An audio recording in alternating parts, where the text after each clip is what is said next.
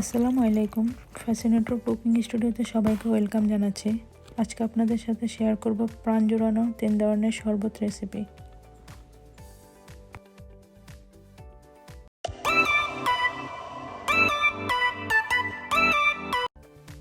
তো প্রথমে আমি তৈরি করে দেখাবো গুড়ের শরবত। তো সেই জন্য আমি আখের গুড় নিয়ে নিয়েছি।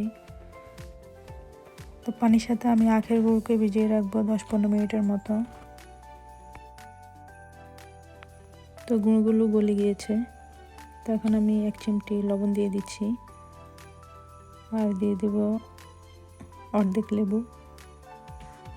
আমি অর্ধেক লেবু রস চিপে দিয়ে দিচ্ছি।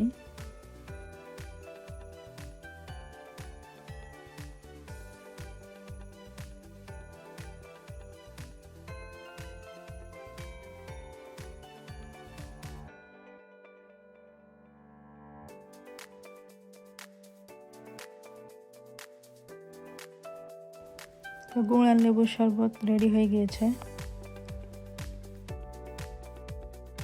তো গ্লাসের মধ্যে আমি কিছু আইস কিউব নিয়ে নিচ্ছি। তো এখন গুড় আর লেবুর শরবতটা আমি গ্লাসের মধ্যে ঢেলে নিচ্ছি। তো তৈরি হয়ে গেল মজাদার গুড় আর লেবুর শরবত। তো আমি বাকি 2টা শরবত বানানোর জন্য উপকরণগুলো কেটে নিচ্ছি। তো আমার লাগছে শসা, গ্রিন আপেল, আদা, পুদিনা পাতা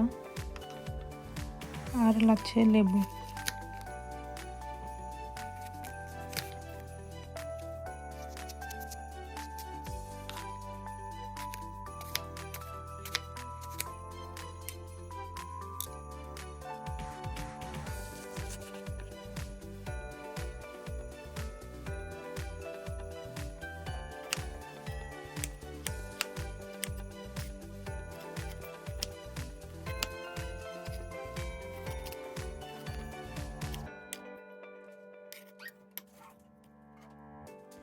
তো এখন আমি 2য় নম্বর শরবতটি বানাবো। তো দিয়ে দিচ্ছি 1/2 কাপ পরিমাণ শসা কুচি আর দিয়ে দিচ্ছি 1/2 কাপ পরিমাণ গ্রিন আপেল, দিয়ে দিচ্ছি 1 গ্লাস পরিমাণ পানি।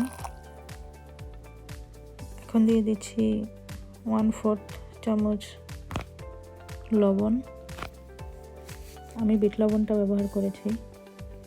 দিয়ে দিচ্ছি 1.5 চামচের মতো চিনি আর দিয়ে দিচ্ছি হাফ লেবুর রস। তো সবগুলো উপকরণ আমি ব্লেন্ডার করে নেব খুব ভালোভাবে। এখন একটি গ্লাসের মধ্যে কিছু আইস কিউব দিয়ে শরবতটাকে ছেঁকে নিচ্ছি। তো তৈরি হয়ে গেল শসা, লেবু, গ্রিন আপেলের শরবত।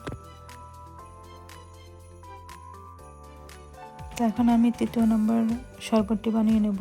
সেই জন্য দিয়ে দিচ্ছি 2 টেবিল চামচের মতো আদা কুচি, দিয়ে দিচ্ছি 1 গ্লাস পরিমাণ পানি, দিয়ে দিচ্ছি কিছু পুদিনা পাতা আর দিয়ে দিচ্ছি হাফ লেবুর রস,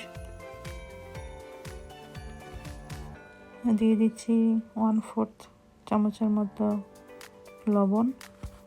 আর আমি এই শরবতের মধ্যে চিনির বদলে মধুটা ব্যবহার করব। তো দিয়ে দিচ্ছি পরিমাণ মতো মধু। আমি ভালোভাবে ব্লেন্ড করে নেব। তো এখন কিছু আইস কিউব দিয়ে শরবতটাকে ঢেলে নিচ্ছি। তো তৈরি হয়ে গেল প্রাণ জোড়ানো আদা, লেবু আর পুদিনা পাতার শরবত। প্রাণ জোড়ানো 3 ধরনের মজাদার শরবত রমজান কিংবা গরমে যে কোনো সময় আপনারা বাসায় বানিয়ে খেতে পারেন। এই শরবতগুলো শরীরের জন্য কিন্তু খুবই উপকারী, খুব স্বাস্থ্যকর শরবত। রমজান কিংবা গরমে এই শরবতগুলো বাসায় বানিয়ে অবশ্যই খাবেন।